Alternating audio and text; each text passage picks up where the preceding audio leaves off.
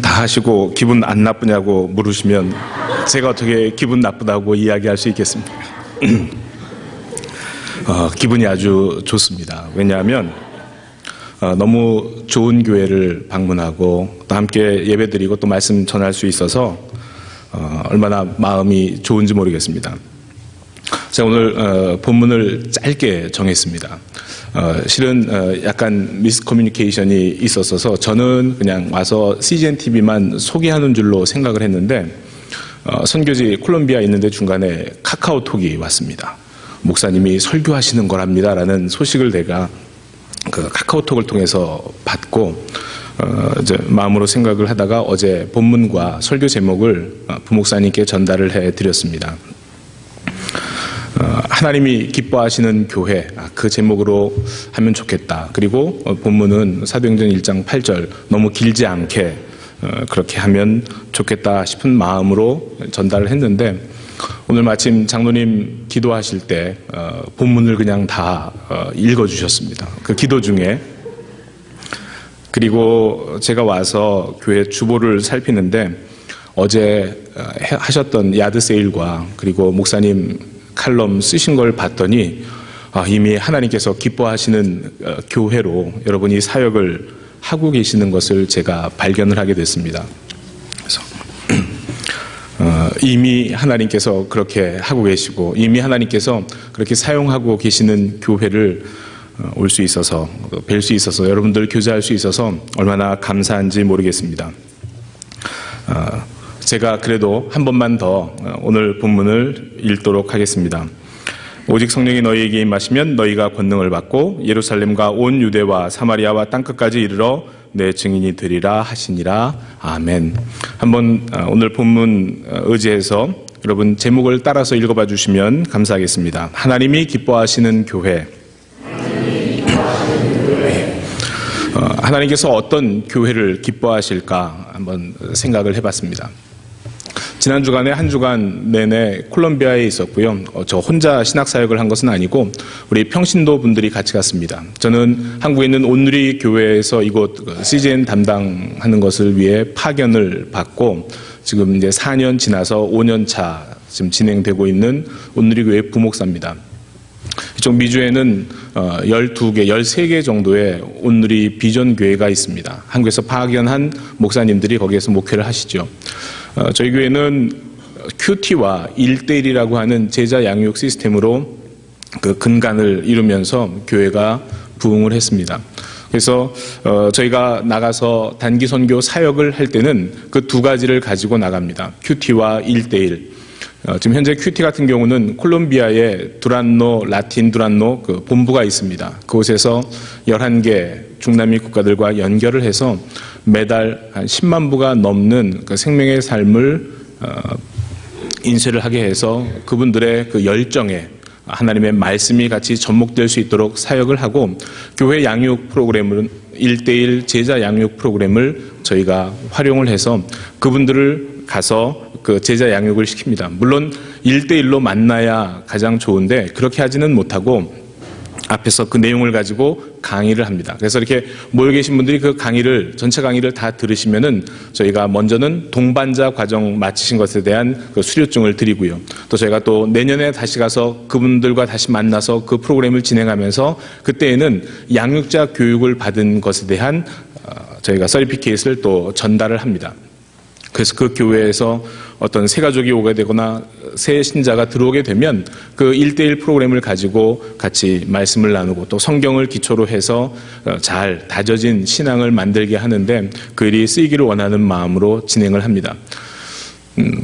저희가 콜롬비아에 갔을 때 목사, 전도사들만 간 것이 아니고 우리 평신도 집사님들, 권사님들 함께 가셔서 함께 강의를 하셨습니다. 제가 지금 잠깐 그 문화적인 충격이 있습니다. 우리 중남미에 계신 분들이 얼마나 뜨겁게들 그 인사를 하시고 또 뜨겁게 찬양을 하시는지 모릅니다. 근데 왔는데 저희는 또 저희 나름의 분위기가 있잖아요. 마음은 그렇지만 겉으로는 조심하면서 잘 표현하지 못하는 그런 분위기. 그러나 그 마음 속에는 정과 배려가 가득 차 있는 그런 모습을 보면서 또 거기서 일주일 동안 익숙해 있다가 또 이곳에 와서 또 보니까 또 처음에는 약간 그게 또 좀 어색해 보이는 듯 했습니다.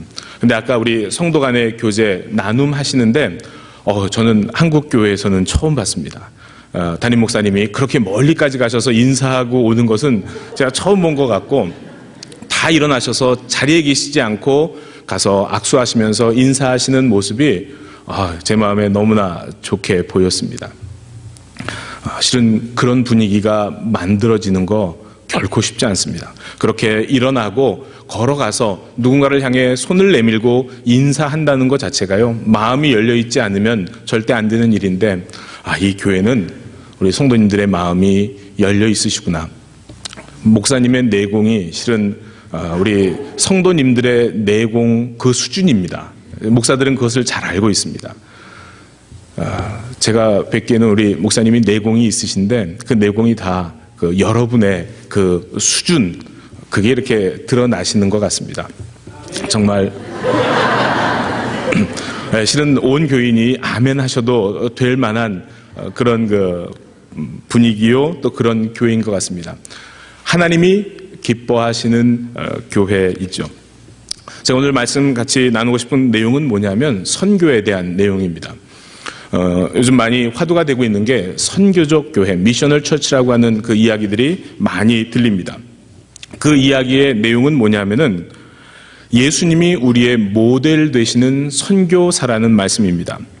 예수님은 선교의 주체 되시는 하나님에 의해서 보냄을 받으셨습니다. 선교는 우리가 하는 것이 아닙니다. 선교는 하나님께서 하십니다. 그래서 하나님의 선교라고 하는 그런 말들을 요즘 선교학회에서는 많이 사용을 합니다. 선교의 말의 뜻은 사명을 띠고 보내다, 또 선교사는 사명을 띠고 보냄을 받은 자, 이렇게 정리할 수 있습니다. 요한복음 17장 18절에는 아버지께서 나를 세상에 보내신 것 같이 나도 그들을 세상에 보내었다. 누가 보내셨습니까? 아버지께서 보내셨습니다. 누구를? 예수님을. 어디로? 세상으로. 또 요한복음 20장 21절에는 예수께서 또 이르시되 너희에게 평강이 있을지어다. 아버지께서 나를 보내신 것 같이 나도 너희를 보내노라. 한번 따라해 보시기 바랍니다. 아버지께서 나를 보내신 것 같이 나도 너희를 보내노라. 예수님을 이 땅에 보내신 분은 하나님이십니다. 보냄을 받고 이 땅에 오신 분은 성육신 하신 예수님이십니다. 원래 누렸던 모든 것들을 내려놓고 포기하고 인간 세상에 육신의 옷을 입고 다운그레이드 돼서 오신 분, 다르게 얘기하면은 온 세상을 향한 선교사가 누구시라고요? 예수님이십니다. 그 예수님께서 제자들을 부르십니다. 그리고 3년을 같이 사시면서 그들을 양육하십니다. 누구로 양육을 하십니까? 제자로 양육을 하십니다. 그리고는 어떻게 하십니까? 그 제자들을 다시 파송을 하십니다. 여러분, 우리는 예수님을 쫓는 예수님의 제자들이 분명합니다. 여러분 혹시 거기에 대해서 의심이 있으십니까? 나는 예수님의 제자가 아니다. 그냥 이렇게 지나가다가 예배 한번 참석하는 그냥 그런 사람일 뿐이지 나는 제자가 아니다. 혹 여러분 그런 마음을 가지고 계신 분 이 자리에 계십니까? 제가 봤을 때에는 이 가나안 교회는 그런 분은 한 분도 안 계신 것 같습니다. 분명하게 나는 예수님의 제자인 것을 알고 그것을 고백하시는 성도님이시라고 하는 사실을 제가 이 앞에 서보니까 금방 다 느낄 수가 있습니다. 예수님은 보냄을 받으신 선교사십니다. 요한복음 3장 34절에는 하나님이 보내신 이는 하나님의 말씀을 하나니 이렇게 기록되어 있습니다. 하나님이 보내신 이가 누구십니까? 예수님이세요. 그 예수님은 무엇을 말씀하십니까? 하나님의 말씀을 하십니다. 하나님은 예수님을 파송하신 분입니다. 누구를 위해서 파송하셨습니까? 우리를 위해서 파송하셨습니다. 죄로 말미암아 죽은 우리를 다시 살리시기 위해서 하나님께서 친히 육신의 옷을 입고 이 땅에 찾아오신 것입니다.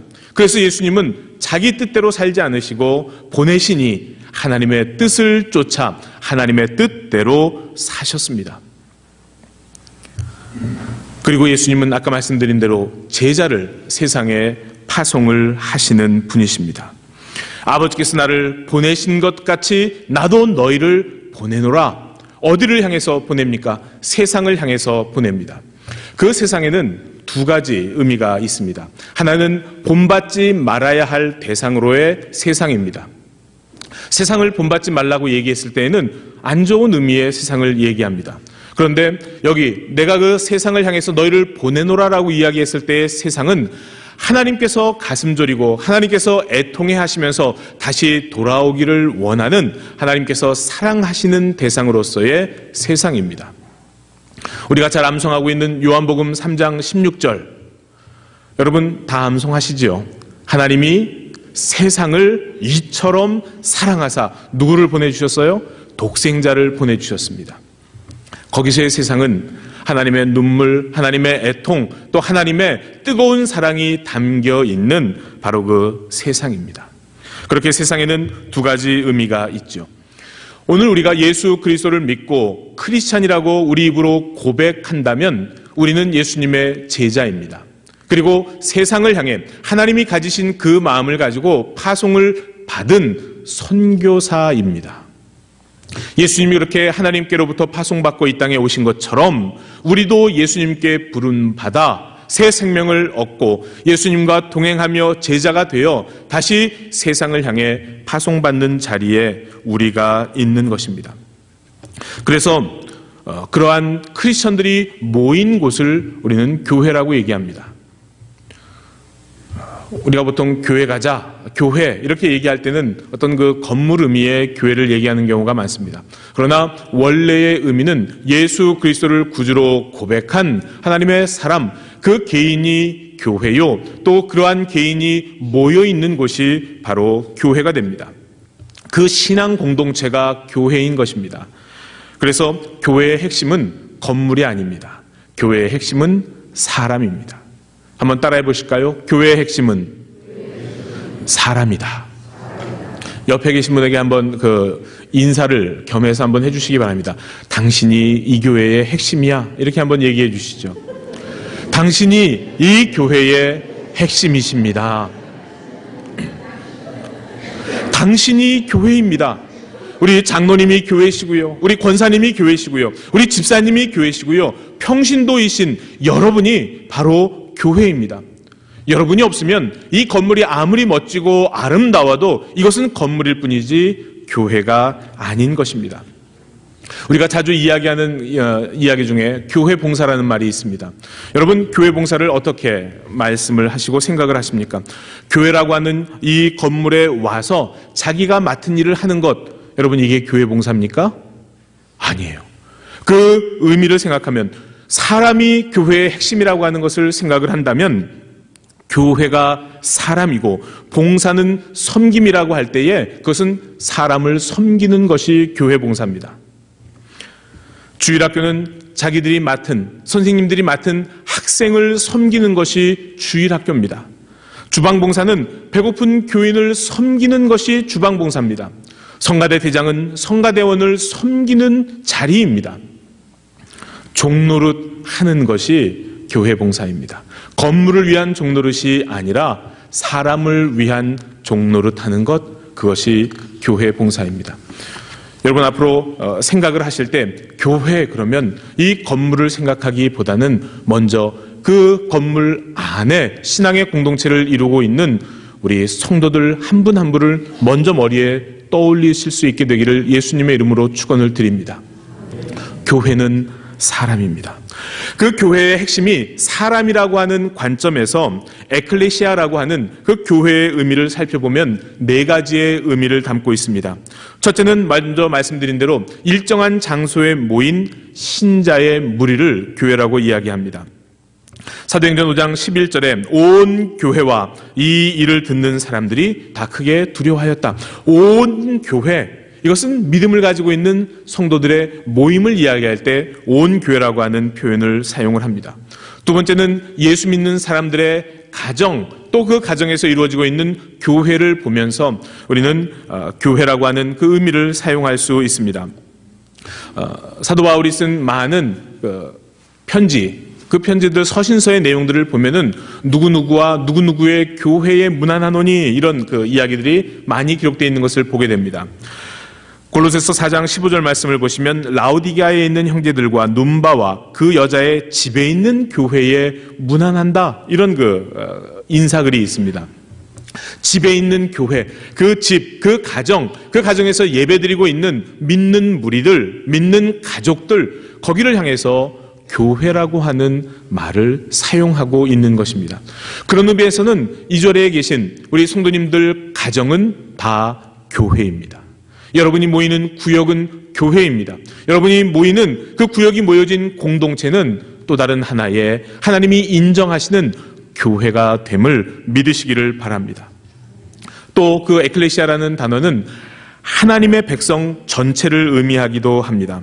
고린도전서 10장 32절 말씀을 보시면 유대인에게나 헬라인에게나 하나님의 교회나 거치는 자가 되지 말고, 이런 표현 속에서 하나님의 교회라고 하는 표현 속에서 하나님을 믿는 모든 성도들의 모임을 교회라는 단어로 요약을 합니다. 그리고 과거, 현재, 미래 모든 그리스도인들을 합하여서 교회라고 하는 단어를 쓰고 있습니다. 우리가 잘 알고 있는 구절인데요. 마태복음 16장 28절 내용을 보시면 또 내가 내게 이르노니 너는 베드로라. 내가 이 반석 위에 내 교회를 세우리니 음부의 권세가 이기지 못하리라. 내가 이 반석 위에 무엇을 세운다고요? 교회를 세운다고요. 그 교회는 건물이 아닙니다. 베드로의 뒤를 잇는 것을 이야기하는 교황이 아닙니다. 예수 그리스도를 구주로 영접한 하나님의 백성, 하나님의 그 자녀들, 그리스도인들, 그들이 바로 교회가 되는 것입니다. 과거에, 현재, 또 앞으로 있을 모든 크리스천들은 하나님의 교회인 것입니다. 결론적으로 교회는 세상 속으로 파송을 받은 선교사의 공동체입니다. 우리가 그것을 때로는 인식할 때도 있고 때로는 인식하지 못할 때도 있습니다. 아유, 제가 무슨 선교사입니까? 아유, 그거는 저렇게 신앙 좋고 저렇게 헌신하시고, 아유, 그냥 강명관 선교사님처럼 그렇게 아마존에 깊이 들어가서, 아유, 나는 그냥 돈 주면서 하라 그래도 나는 못하겠어. 어떻게 그렇게 사는지 몰라. 그런 양반들이나 선교하시고 선교사 하는 것이, 아유, 저는 그냥 여기서 그냥 조금 여러분 그렇게 생각하실 수 있고, 선교사라고 하는 그 단어가 여러분에게 부담이실 수 있습니다. 그런데 성경은 무엇을 말씀하십니까? 예수님께서 하나님께로부터 보냄을 받아 이 땅에 선교사로 오셔서 우리를 부르셔서 우리를 다시 세상으로 파송하신다고 성경은 말씀하고 계십니다. 그래서 우리는 하나님 앞에서, 예수님 앞에서 세상을 향해 하나님이 애통하고 눈물 흘리며 다시 돌아오기를 간절히 기다리고 계시는 그 세상을 향해 파송받은 선교사인 것을 늘 기억하실 수 있기를 바랍니다. 혹 옆에 계신 분 성함을 아십니까? 혹시 성함을 아신다면은 그 성함을 넣으셔서 아무아무 선교사님 이렇게 한번 인사 한번 해보십시오. 김인철 선교사님.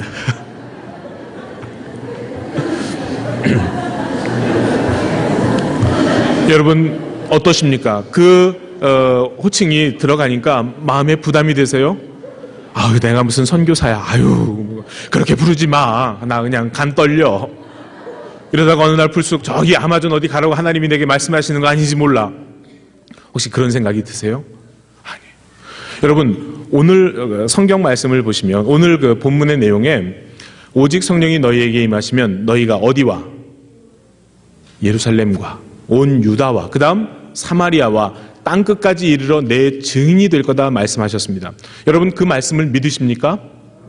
하나님의 성령이 여러분에게 임하시면 여러분이 그 권능을 가지고 땅끝까지 이르러 예수님의 증인이 될 것이라고 하는 그 말씀을 여러분 믿으십니까? 어떤 분들은 쑥스러워서 속으로 아멘 하시는 분들도 계시네요. 그냥 제가 한국 교회에 와 있는 느낌이 팍 납니다. 이 남미에 계신 분들은 막 벌떡 일어서서 아멘 하기도 하시고요. 막 옆에 있는 사람 막 손 흔들면서 아멘 하기도 하시고 막 같이 손뼉 치면서 그렇게도 하시더라고요. 속으로 조용하게 아멘 하시는 그 분위기가 이렇게 막 전달이 돼서 제가 너무 좋습니다. 자, 여러분에게 제가 나침반을 하나 드립니다. 받으셨다고 생각하시고요. 나침반은 어디를 가리키죠? 북쪽을 가리킵니다. 제 생각에 아마 이쪽이 북쪽이 아니겠나 싶은데, 여러분 그 나침반을 가지고 그 세상, 그 세상, 우리가 살고 있는 이 지구의 끝을 향해서 계속 비행기를 타시든 차를 타시든 뛰어가시든 계속 가시면 나중에 어디에 도착을 하게 되십니까? 어디에 도착을 하세요? 계속 가면 지구는 둥그니까 자꾸 걸어가다 보면 어디에 오게 됩니까? 여러분이 X표하고 출발한 그 자리에 오게 됩니다. 여러분, 생각을 조금만 바꿔서 생각하시면은 바로 거기가 땅끝입니다. 여러분, 어디가 땅끝이에요? 가다가 만나는 그 자리, 다시 돌아온 그 자리가 땅끝이 되는 겁니다. 그러면 여러분이 선교사로 사역해야 할 그 땅끝이 어디입니까? 내가 지금 살고 있는, 숨쉬고 있는 내 삶의 그 자리가 하나님께서 우리를 파송하신 땅끝입니다.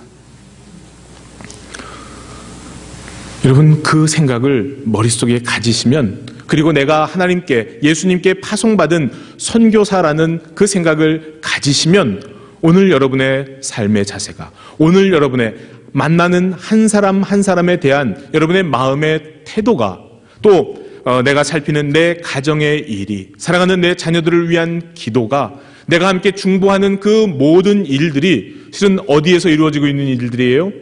땅끝 선교지에서 이루어지고 있는 일들임을 여러분 생각해 보실 수 있기를 바랍니다. 만약에 그 생각이 늘 우리 마음 가운데 있고 우리가 거기에 맞춰서 우리의 삶을 살게 된다면 우리가 거하고 있는 바로 그 자리는 하나님의 영광이 임하는 자리, 하나님의 나라가 임하는 자리, 하나님의 통치가 이루어지는 자리가 되는 줄로 믿습니다. 선교적인 교회, 선교를 감당하는 그런 선교사들이 모인 공동체, 거기에는 하나님의 선교가 이루어집니다. 하나님의 통치가 이루어집니다. 하나님의 나라가 임재합니다. 세상으로 보냄을 받은 교회가 됩니다. 제자로서 모든 그리스도인들의 선교사적인 삶을 보는 자리가 되는 것입니다. 여러분, 이 선교라고 하는 개념이 처음에는 교회론에서부터 시작을 합니다.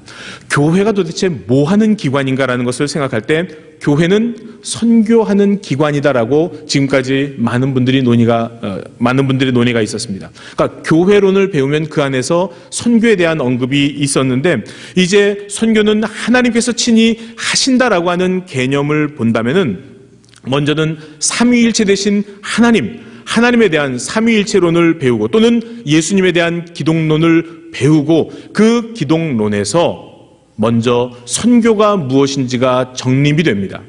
그리고 하나님께서 친히 직접 하시는 그 선교론에서 교회가 나오게 되는 것입니다.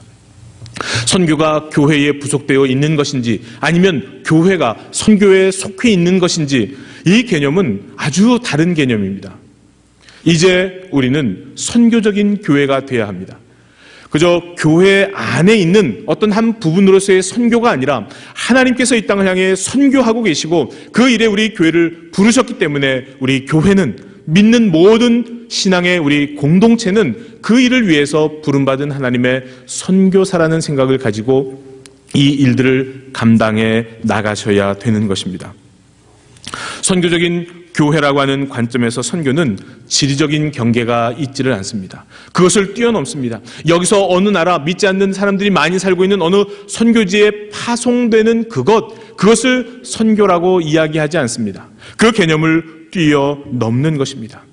여러분, 많은 선교사를 파송하고 많은 선교사님들을 후원하는 교회가 선교적인 교회입니까? 그럴 수도 있고 아닐 수도 있습니다. 그럴 수도 있다고 한다면 그 안에 계신 성도님들이 이곳이 나의 미션 필드인 것을 인식하고 선교사로서의 사역을 감당하시면서, 특별히 아직 예수님을 모르는 사람들이 있어서 그 가운데 어느 대표를 뽑아 우리가 여기서 하고 있는 그 일을 거기서도 하십시오라고 보냈다면 그 교회는 선교적인 교회입니다. 그런데 그렇게 보내놓고 이곳을 나의 선교지로 생각지 않고 세상에서의 삶과 신앙의 삶이 분리된 삶을 살고 있다면 그 교회는 선교적인 교회가 아닌 것입니다. 우리가 감당해야 될 그 선교의 사명의 영역은 어떻습니까? 그것은 복음입니다. 복음을 전하는 일, 그리고 이웃이 우리 선교의 그 대상이 되는 영역이 됩니다. 또 하나는 여러분의 전공, 여러분의 직업이 여러분이 감당하셔야 될 선교 사명의 귀한 영역이 되는 것입니다. 복음과 이웃이 연결되면 거기에서는 우리가 복음을 이웃에게 증거해야 되는 부분이 생겨나게 됩니다. 또 우리의 이웃이라고 하는 영역과 여러분이 가지고 계신 여러분의 특기, 여러분의 달란트가 만나게 되면 거기에는 봉사, 섬김의 부분이 있습니다. 여러분이 가지고 계신 달란트를 가지고 이 지역을 섬기고 계신다면 그것은 바로 이웃과 여러분의 달란트가 만나는 그 지점에서의 그 섬김이 얘기되는 것입니다. 또 우리의 복음과 우리가 가진 복음과 여러분의 그 달란트가 만나게 되면 여기서는 여러분의 달란트를 통해서 복음이 참인 것을 드러내는 그러한 삶, 변화하는 삶, 우리 신앙을 변증하는 그런 삶으로 그런 부분들이 드러나게 됩니다. 우리는 이미 그런 영역 속에서 살고 있는 것입니다. 여러분, 기업은 왜 존재합니까? 기업이 존재하는, 비즈니스가 존재하는 이유는 무엇입니까? 그것은 분명합니다. 이윤 추구입니다. 이윤이 나오지 않는데 비즈니스를 유지할 이유가 없습니다. 비즈니스는 철저하게 이윤 추구를 목적으로 합니다. 그래서 그 이윤 추구라고 하는 그 핵심 앞에서 모든 전체 조직과 운영 계획이 세워지게 됩니다. 교회가 존재하는 이유는 선교입니다. 그 선교라고 하는 큰 전제를 놓고 우리의 모든 조직과 우리의 모든 운영 계획이 세워져야 합니다. 교회가 운영하는 모든 계획을 세워놓고 그 중에 어느 한 파트 선교가 아니라 모든 것의 핵심이 선교입니다. 마치 기업이 이윤을 추구하는 것처럼. 여러분, 기업들이 왜 사회적으로 봉사를 합니까? 왜 어디 가서 막 봉사하고 옷 입고 나가서 막 섬기고 그럽니까? 그것을 통해서 기업 이미지가 좋아지면 그것이 결국은 수익과 연결되기 때문에 그렇습니다. 우리가 이 교회를 통해서 행하는 모든 일들은 결국 무엇을 위함이 돼야 합니까? 선교를 위함이 되어야 하는 것입니다. 여러분은 그 일로 부름을 받으셨습니다. 그래서 금요일 날 밤늦게까지 전을 부치시고 음식을 만드시고 여러분이 가지고 계신 모든 것들을 깨끗하게 정리해서 야드 세일을 하신 겁니다. 그리고 그것이 팔려서 기금이 마련되고 그것이 앞에 있는 마틴 초등학교 학생들 장학금으로 쓰여지게 되는 거죠. 그것이 무엇을 위함입니까? 선교를 위함입니다. 여러분이 인지하시고 그렇게 하셨을 수도 있고 그렇지 못하셨을 수도 있지만 제가 확신하건대 이 교회는 선교적인 교회가 분명합니다. 그런 마인드를 가지고 이 교회가 운영되고 있는 것이 분명합니다. 아까 우리 목사님께서 잠깐 방에 있을 때 자랑인지 아니면은 자랑이 아닌지 구별이 안 가는 그런 그 이야기를 하셨습니다. 거기에 보니까 지도가 이렇게 그려져 있는데 뭐 색색까지로 이렇게 점들이 막 찍혀 있더라고요. 그러시면서 저렇게 말씀하시는 거예요. 저희 교회는 이 가까이 사시는 분이 안 계시고 멀리 저 LA에서도 오시고 어디서도 오시고 그러면서 이렇게 다 흩어져 계십니다. 이렇게 말씀을 하세요. 제가 속으로 자랑이신가 걱정이신가.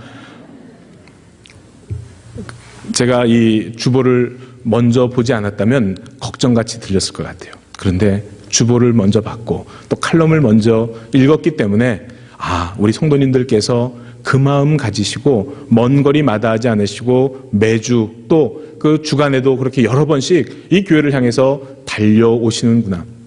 내가 하나님 앞에 헌금한 그 헌금이 헛되이 쓰이지 않고 하나님 나라를 위해서 하나님의 통치를 위해서 쓰여지고 있고 우리의 수고와 애씀이 그저 이 건물 유지하는데 건물 늘려가는 데 있지 않고 하나님 나라를 확장하고 하나님의 통치를 확장시키는 그 일에 내 물질이 내 노력이 내 시간이 쓰여지고 있구나라는 것을 여러분이 아시기 때문에 그 멀리에서도 달려오시는 거예요.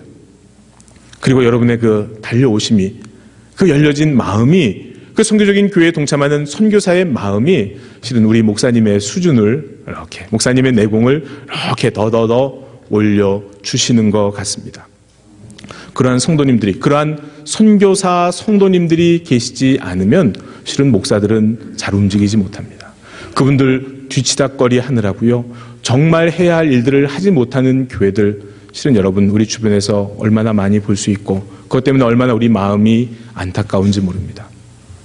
바라기는 이 교회가 그런 부분에서 모델이 돼 주시기를 바랍니다. 이 교회에 소속되어 있는 여러분 한 분 한 분이 그런 의미에서 평신도 선교사로 여러분이 살고 계시는 여러분의 삶의 자리에서 그 사역을 감당하시면서 예수님께서 우리를 위해 보여주신 그 본을 여러분을 통해 우리의 이웃이 우리 주변에 있는 교회들이 볼 수 있도록 해 주시기를 간절한 마음으로 부탁을 드립니다.